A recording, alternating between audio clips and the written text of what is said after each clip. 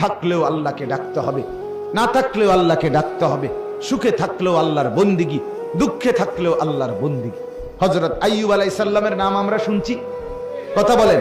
70 বছর একটানা তিনি সুখে ছিলেন, সচ্ছল ছিলেন, সম্পদশালী ছিলেন, স্বাস্থ্যবান ছিলেন। তাফসীরের মধ্যে আছে আইয়ুব নবী গোসল করতে গেলে, আইয়ুব আলাইহিস সালাম গোসল করতে গেছেন, আল্লাহ তাআলা আসমান থেকে জুরজুর করে বৃষ্টির ফুটার মতো স্বর্ণের ফড়িং, ফড়িং বুঝেননি?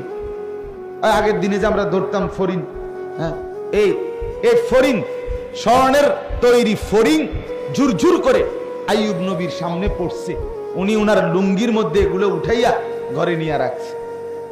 আল্লাহ তাআলা বলছে, আইয়ুব, এতগুলো স্বর্ণের টুকরো ফড়িং ফেললাম, সবই উড়াইয়া নিলাগা, সবই তোমার, এতটি দরকার তোমার? আইয়ুব আলাইহিস সালাম বলছেন, মুনিব, আপনি দিচ্ছেন, আপনার গোলাম নিচ্ছে, আপনি বলেন শুকর আদায় করেছি কিনা সেটা বলেন। আপনার শুকর তো আদায় করি মাওলা, শুকর তো আদায় করছি।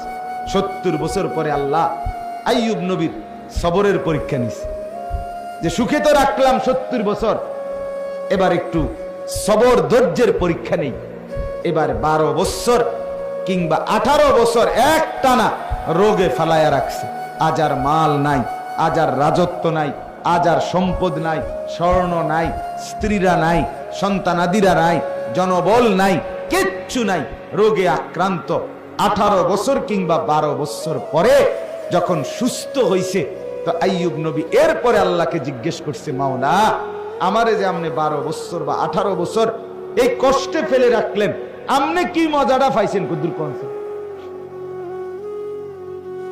বুঝেন নাই?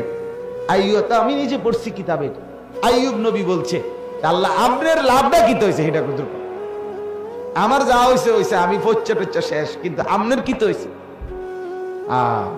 রব্বুল আলামিন বলে, আইয়ুব, 70 বছর যখন আমি তোমাকে সুখে রাখছিলাম, তখনও আমি দেখছি তুমি আমার শুকর আদায় করছো, আমারে ডাকছো 100 আমি তোমার উপরে নারাজ না, কিন্তু আমি চাইছিলাম সবরের হালাতে, মুসিবতের হালাতে তুমি আমাকে ডাকো কিনা, আমি এটা দেখতে চাইছিলাম।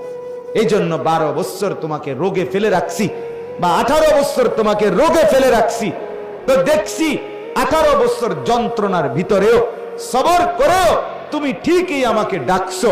তবে এবার শোনো আমার লাভ, আইয়ুব, 70 বছর সুখে থাকতে তুমি আমাকে যেমন ডাকছো, আল্লাহর কসম, আল্লাহ বলে, আমার জাতের কসম, আইয়ুব 18 বছর বেদনায়